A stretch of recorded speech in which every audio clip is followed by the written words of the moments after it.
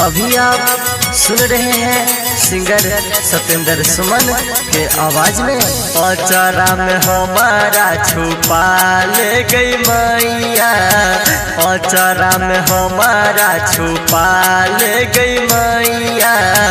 बड़ा दुख दई छौ करौना कसैया, बड़ा दुख दई छौ करौना कसैया।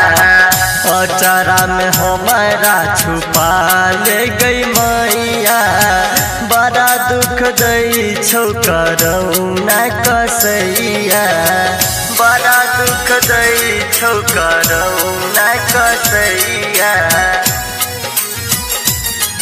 करौना कसैया।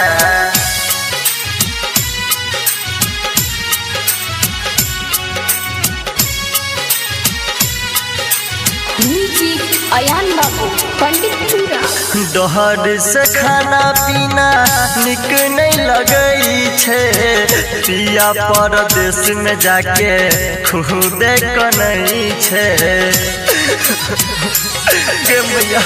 दोहर से खाना पीना निक नहीं लगई छे, पिया परदेश में जाके खुदे कनई छे।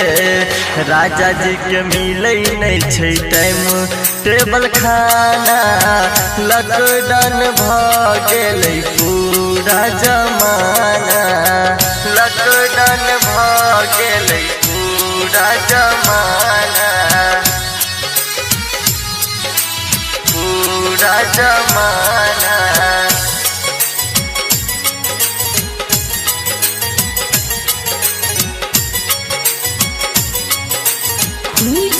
अयान बाबू पंडितपुरा। कहते के गोद सुना भेलै के करौना सा, चाइना हंसै छै गे मैया पूरा जमाना पर। गे मैया कहते के गोद सुना भेलै के करौना सा, चाइना हंसै छै गे मैया पूरा जमाना पर।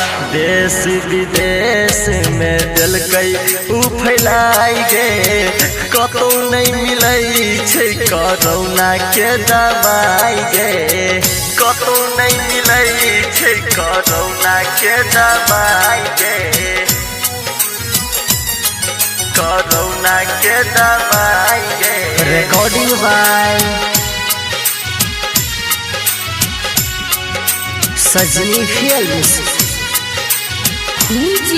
अयान बाबू पंडितपुरा। आहस लगेने छेलौ भेलै कोन कसूर गे, पीएम मोदी के गे मैया केलह मजबूर गे। गे मैया आस लगेने छेलौ भेलै कोन कसूर गे, मोदी पीएम के गे मैया केलह मजबूर गे। गायक सत्येंद्र सुमन देतौ अपन जान गे, राइटर अजित अमन पे रखी है ध्यान गे। अचारा में हमारा छुपा ले गई मैया, अचारा में हमारा छुपा ले गई मैया। बड़ा दुख दई छौ करौ